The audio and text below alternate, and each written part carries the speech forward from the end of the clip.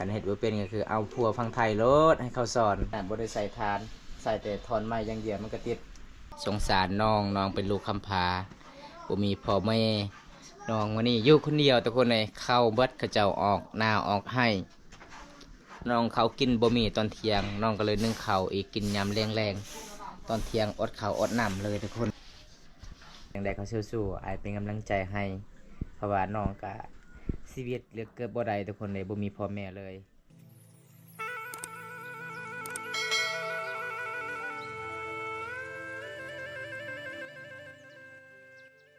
มันสิมีบ่อาหารนะ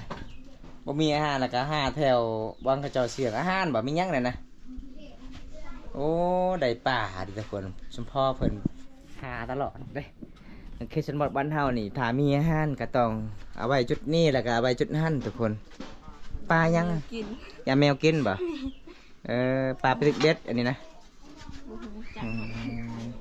ปลาลานเพิ่นกะ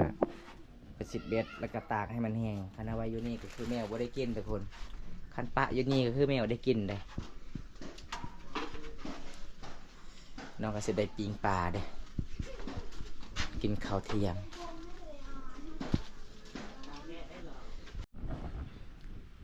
ปลายังเขินนี่บ่ฮู้บ่บ่แม่นปลาจัดปลาจัดอันนี้นะนี่บางคอยนี่คันซ่อนสะดุ้งนี่หลายปลานี่เขาสอนแบบไหนอ้าวเฮาซื้อสะดุ้งเฮาก็ซ่อนเด้จะบ่เห็นบ่คลิปค่อยถ่ายซะสุกเห็นนะสะดุ้งเลยเขาเอิ้นนั่นน่ะเราได้หลายเด้เราสอนอยู่เสียละน้องอยู่บางคอยเบ็ดมันตลอดของหากินเฮ็ดบ่เป็นบ่กันเฮ็ดบ่เป็นก็คือเอาพัวฟังไทยโลดให้เขาสอน สะดุกนี่เขาหากินมีแต่สะดุกในสวรรค์เลย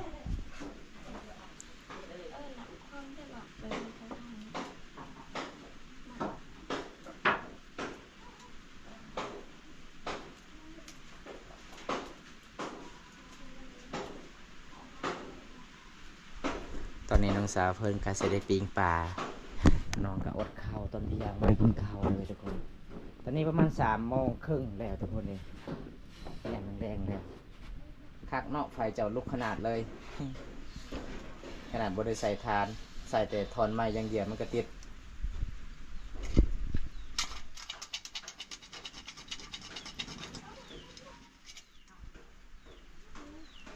โอ้สุกเลยเนาะเอาทุกคนตอนนี้น้องสาวเพิ่นก็สิกินข้าวอีกได้ทุกคนเลยเพิ่นว่าหิวข้าวหิวน้ำอีหยังเจ้าคือเอามัดป่าลานเจ้าไปสิบเบ็ดนะจะหน่อยเขาจะได้กินยังบ่ได้ไปหาน้ำใหม่บ่มื้อนี้บ่น้ำใหม่ไผ่ออกหลายน้องก็เห็นอยู่ข้างทางเขาเจ้าไปหาน้ำใหม่หลายตอนได้จะเป็นเมื่อกี้นี่ผู้สาว3 คนอยู่นยังเขาเอิ้นนี่ห้วยยังเขาเอิ้นนี่นะห้วยกลุ่ม อยู่ห้วยกลุ่มทุกคนบำตาเห็นเขาเจ้าไปเอาบางคนก็ไปซิดป่าบางคนก็ไปหาน้ำใหม่3 คนสาวน้อยกำลังอาบน้ำเห็นปลาเขาได้น้ำใหม่นี่หลายเลยน้ำใหม่ไผ่เต็มกระยัง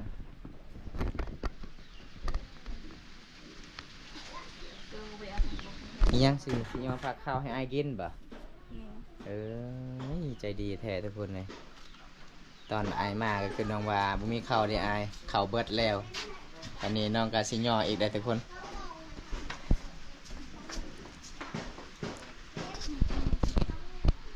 ไปกินเจ้าของนี่ล้างมือเลยบ่กินข้าวนะบ่ได้ล้างก็ได้หอยล่างแม่ตัวนี้บ่ได้ล้างก็ได้นะให้มันนัวๆเค็มๆนะกินแล้วมันแสบก่อนสิกินข้าวนี่ผู้สาวเอาน้ำล้างมือก่อนเลยทุกคนเลยพี่น้องจังมาใจดีแท้สาวลาวหมู่บ้านนี่พี่น้องเลยล้างมือกินข้าวน้ำล้างมือป่ะไม่น้ำกินนี่นะน้ำล้างมือมาทุกคนอันนี้คือน้ำล้างมือเด้ออันนี้คือน้ำกินน้องกาสิญอพาข้าวให้กินเอาเจ้ากินก้อนเจ้าหิวข้าวเลยเด้เจ้ายังมาทันกินข้าวเที่ยงกิน ข้าวน้ำกัน มาเด้อทุกคนมากินข้าวนำกัน ได้อาหารยัง อาหารป่า อาหารป่านี่ทุกคนเลยมีปลาขาวน้อยๆเด้ออันนี้คือวิถีชีวิตสาวลาวตามประเพณีสาวลาวเขตชนบทใจดีแบบนี้แหละทุกคนเลยเห็นบ่ถ้ามีข้าวปุ๊บก็ต้องยอมแบบนี้เลยครับบ่มีข้าวก็เว้าว่าบ่มีข้าวทุกคน อันนี้เป็นตามประเพณีบ้านเฮามาทุกคนมากินน้ำกันพี่น้องเอ้ยการทำบ่กินกับบ่ได้พี่น้องจ้ากินหลายเด้อสวรรค์เด้อวันนี้เจ้าอดข้าวได้ตอนเที่ยงบ่ได้กินข้าวเด้นี่ทุกคนอาหารเพิ่นย่อมื้อนี้บอมตาก็กินแบบตามประเพณีบ้านเฮาน้องก็ให้กินเบิดแต่บอมตาก็กินบ่เบิดทุกคนเอ้ยยังบ่ทันหิวข้าวกินได้ไหมน้ำ จะได้กันวันนี้ น้ำสะอาดได้น้ำนี่เลยทุกคน เอาทุกคนตอนนี้น้องกะสิเอาไว้เลยทุกคนเลยเพราะว่าบอมตากะสิได้กลับบ้านแน่มื่อนี้กะสะพานบุญให้ผู้ใหญ่ใจดีจากประเทศไทยสงสารน้องเป็นลูกคำพาบ่มีพ่อแม่น้องวันนี้อยู่คนเดียวทุกคนเลยเข้าเบิดเขาเจ้าออกหน้าออกให้น้องเขากินบ่มีตอนเที่ยงน้องก็เลยนึ่งข้าวอีกกินยำแรงๆตอนเที่ยงอดข้าวอดน้ำเลยทุกคนกินข้าวกินน้ำแล้วน้องก็สปัดกวาดเฮือนสะอาดเลยขยันเลยทุกคนเลย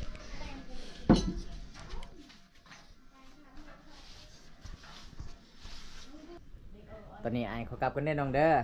โดน ขอกับใจหลายที่เหนียวผ้าขาวสู่ไอ้กินจังใดเขาสู้ๆไอ้เป็นกำลังใจให้เพราะว่าน้องก็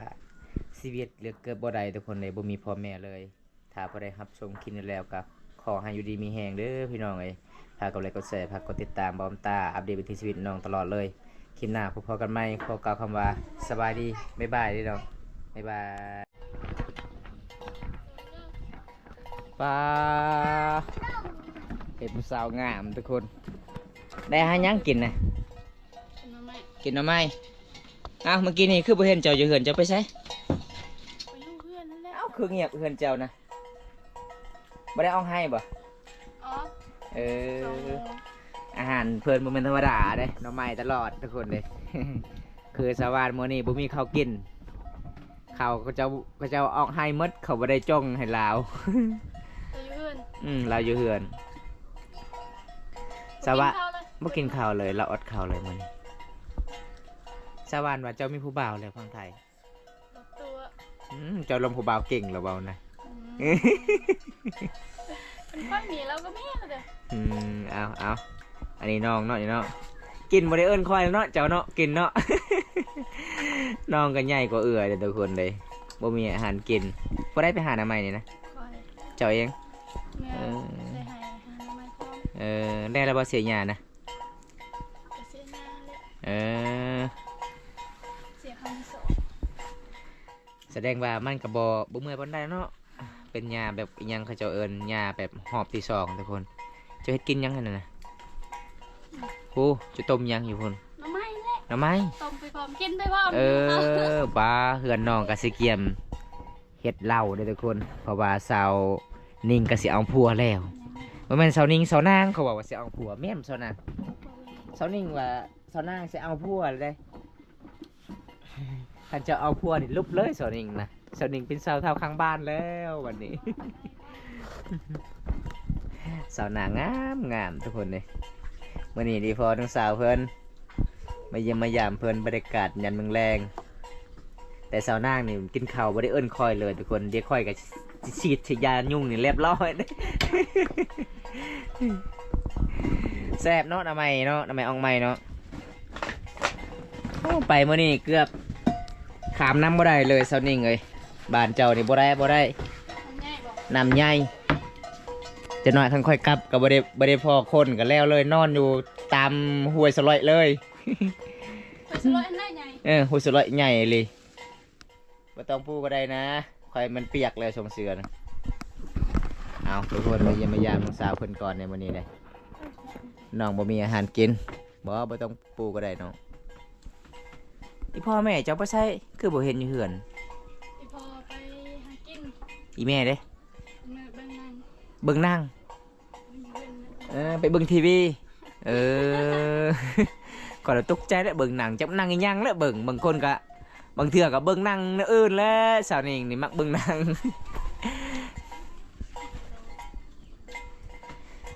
มันจะโดนเสีย กินแล้วกินอยืนสวรรค์ แต่ว่าผมมีเขา บ่มีข้าวก็กินเอากินแต่แจ่วก็กินเขาบอก สาวนางนี่แล้วสาวนางนี่ยังอย่าสิปะเลยว่าสาวนางสาวนิ่งออกแต่เฮือนเจ้าก็สิปะแล้วกินอิ่มๆนี่น้องเอ้ยยังกินข้าวแล้วกินบ่หลายแล้วก็สินี่อีกปลาสาวนิ่งใจดีหลีล่อเด้พี่น้องเอ้ยโอ้เบิ่งพี่น้องฝนตกทั้งพุ่นทุกคนบอมตาก็สิได้กลับบ้านบ่ได้แล้วมื้อนี้ทุกคนฝนตกห้ามเลยหมู่บ้านน้องเห็นบ่โอ้สิได้ บ่ได้ สิกลับได้จังได้เนาะมื้อนี้ทุกคน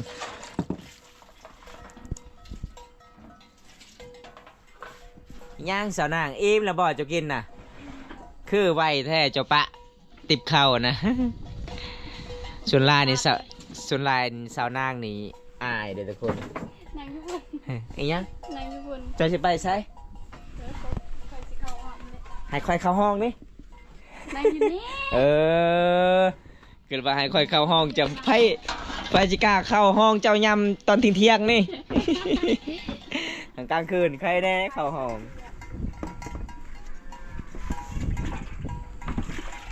อันนี้น้องสาวเพื่อนกะสบายและช่วงนี้ไปเฮือนทางใดก็จะได้เห็นแบบพระเจ้ามีน้ำพ่นแต่ไม่ได้ตักเลยทุกคนตะกี้ก็โอ้ยตักน้ำก็ลำบากหลายเลยน้ำบาดาลก็คุ้นทุกคนเลยใส่หมูเจ้าคือบ่เห็นสาวนิ่งตายภาคแล้วบ่ ยัง คือบ่เห็นจักโตเลยเจ้าข้างงานนะ ปล่อยแล้ว ปล่อยอีกเอาแสดง จอยแห้งนะไปอยู่นั่น จอยแล้วจะบ่มีอาหารกินมันจะบ่มีอาหารจะบ่ให้อาหารกิน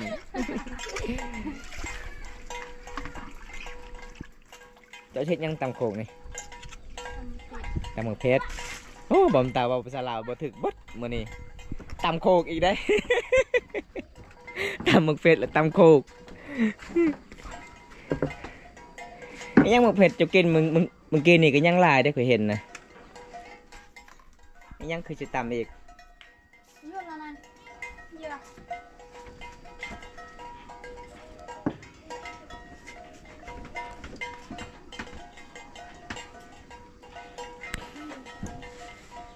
มีย่างอันนี้มุกเพชรปะอันนี้คือสำหรับเอาไว้มุกเพชรนี่แต่คนมันแปลกเกินน้องครับปะ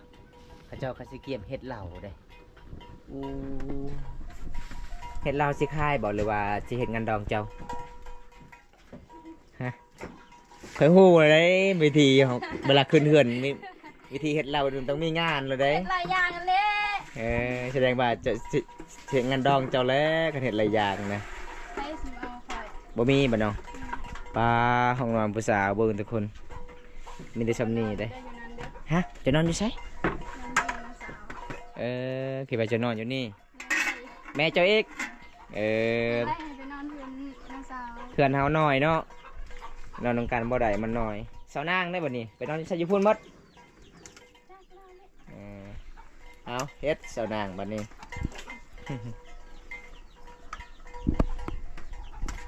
สาวานว่าป้าสาวนิ่งนี่ลมผู้บ่าวคนไทยนี่เก่งแบบภาษาไทยค่อย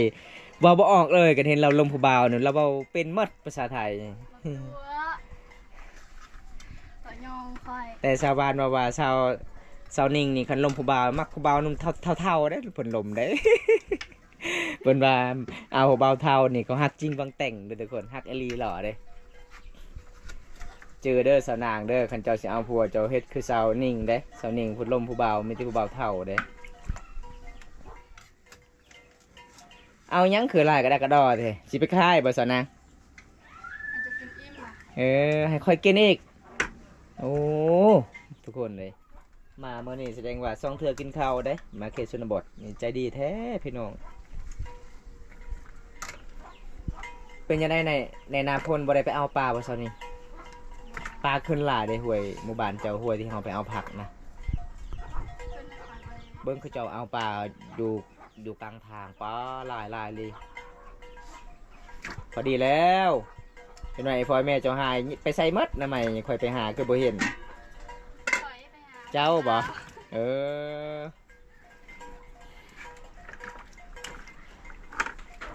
เอาบ่หา สองไอ้นอนนี่ โอ้ จังมันยังสนนิงจีโอ้ยสนนิงจุจีมะเพชรทุกคนเลยนำปลาแดกแสดงว่าจะกินปลาแดกก็ได้บ่ เจ้าแหละกินบ่ได้ ใช่กินปลาแดกก็ได้ เจ้ากินบ่กินได้ก็ใส่ได้ สอนนิงกินปลาแดกบ่ได้ได้ทุกคนเลยเกิดว่าถ้ากินปลาแดกนี่ลมปลาของไทยนี่บ่เป็นคุณว่ามาครับนี่ซากของเพื่อนเขาตัดชั้นๆอีกแล้วแต่มันยาวๆยาวๆไปใช้สนามเจ้านะฮะปลาเรียสิผ่าพื้นเมิดเพิ่นก็สิผ่าต่อเด้อทุกคนรถผู้บ่าวเขาเจ้าไปข้อเจ้านี่นะรถแกมีบิ๊กจะบอกให้รถใหญ่จะเอาไปเบิ่งก้อนชนยังไงรถใหญ่เลย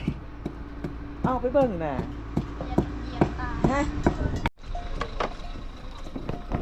เบิ่งสาวนางพาพื้นทุกคนยังเจ้าพาพื้นเจ้าเก็บมัดตัวสั้นๆนะเฮ็ดสาวนางแม่นขนาดแม่นได้ทุกคนส่วนน้องก็คือฟ้าเฟิร์นส่วนเอื้อยกับสิตำมักเฟสสิย่อฟ้าข้าวอีกโอ้ยจะดีเทสองไอ้น้องทุกคนเพราะว่าน้องกระซีเฮิร์นครัวน้องกระซีเซ็กไปทางนี้ทุกคนที่ช่างสีบอมตาซื้อมาตอนนั้นทุกคนเลย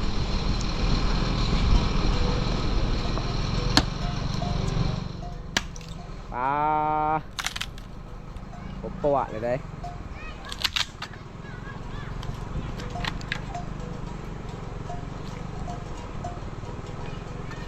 เอาเฮ็ดสนางเฮ็ดคนกับสิตกแล้ว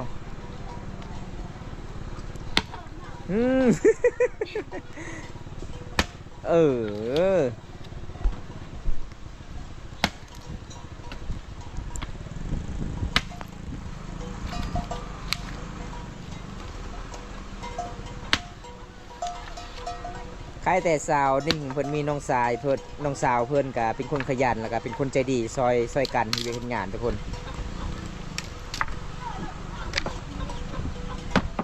แล้วว่าซะนะมาไวขนาดเลยทุกคนเอาตอนนี้น้องสาวเพิ่นก็สิขึ้นเฮือนก่อนนะทุกคนอันนี้ก็คือวิธีชีวิตสาวลาว2ไอ้น้องสาวลาวบ้านป่าเฝ้าบังกองหมู่บ้านตะลิงเด้อทุกคนซองเอ่ยน้องนี่งามแบบธรรมศาสตร์เลย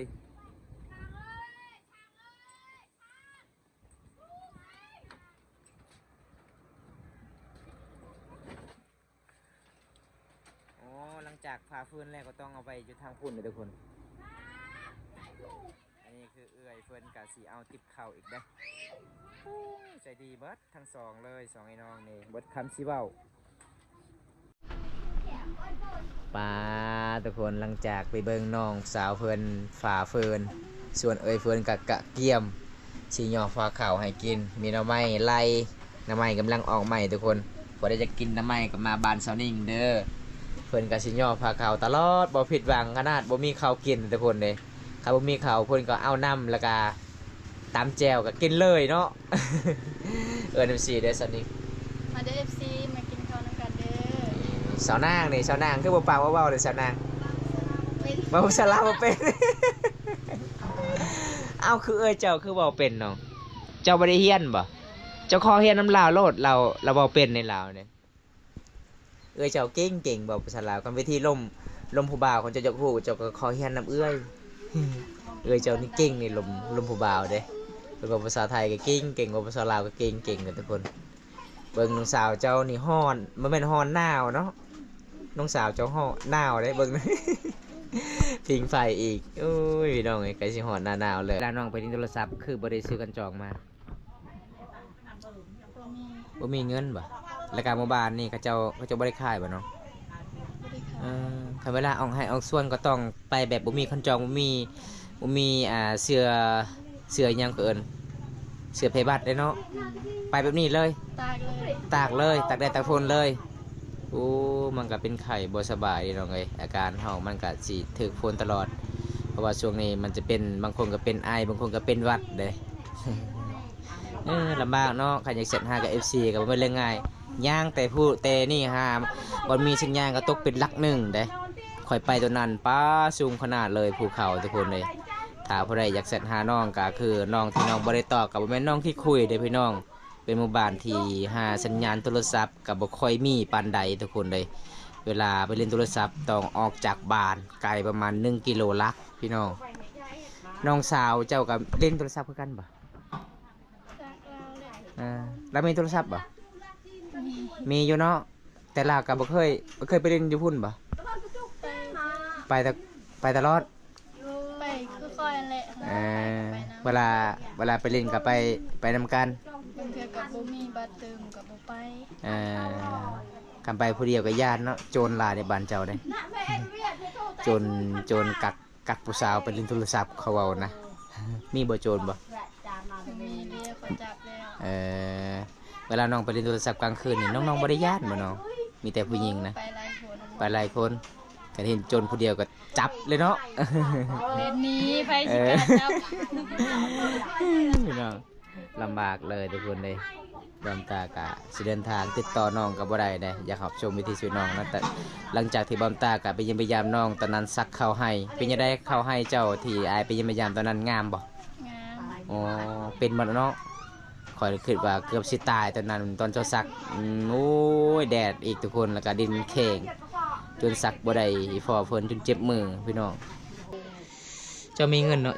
เจ้าซื้อนะได้เงินมันจะใส่ ได้เจ้าสวยนั่นแหละ เออเพราะว่าเฮาก็เฮ็ดให้ชวนตลอดเนาะหาเงินบ่เป็นทุกคนเลยใครจะกินน้ำสะอาดแล้วบัดนี้ เป็นยังไงน้ำที่น้องตักกับน้ำที่น้องตองไว้อยู่นี่ตัวได้แสบกว่า กัน คือกันเนาะแต่อันนี้มันบ่มีขยะเลยเด้น้ำนี่เด้มันตองเลยเด้เอาทุกคนหลังจากที่บอมตากินข้าวกินน้ำแล้วก็คือน้องสาวเพิ่นว่าหนาวแห้งบ่มีเสื้อผ้านุ่งเด้ออายเด้อ แต่ว่าเวลาบ่ค่อยเก่งเพิ่นว่าอายค่อยเว้าลาวบ่เก่งแต่บ่แม่นค่อยขี้คุยก็แม่นั่นเลยทุกคนเลยสองไอ้น้องก็คือเซานิ่งนี่เก่งเว้าลาวเก่งเลยพี่น้องขณะบ่ได้เรียนหนังสือเด้เจ้าเขียนหนังสือก็ได้เนาะข้อยเห็นเจ้าโพสต์สตอรี่ว่าเจ้าโสดเจ้าเขียนว่าโสดเด้อจีบได้ ตอนไหน หมู่บ้านนี่ก็เห็นนะ บ่เด้ บ่แม่นบ่ เขาบ่ได้ไปลิ้น โอ้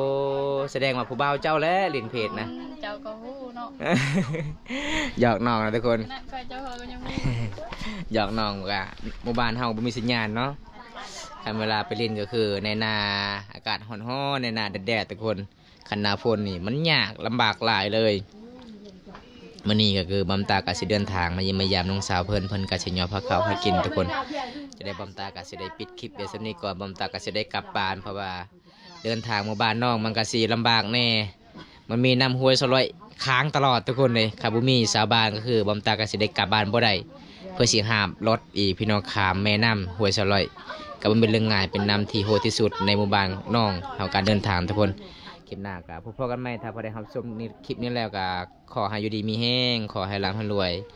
บ่ให้เจ็บบ่ให้ไข้เด้อพี่น้องบ๊ายบายเสียเด้อสาวนิ่ง สบายดี บายบายสาวนางบายบายเป็นบายบายบ่เป็นอีกแล้วบายบายนะ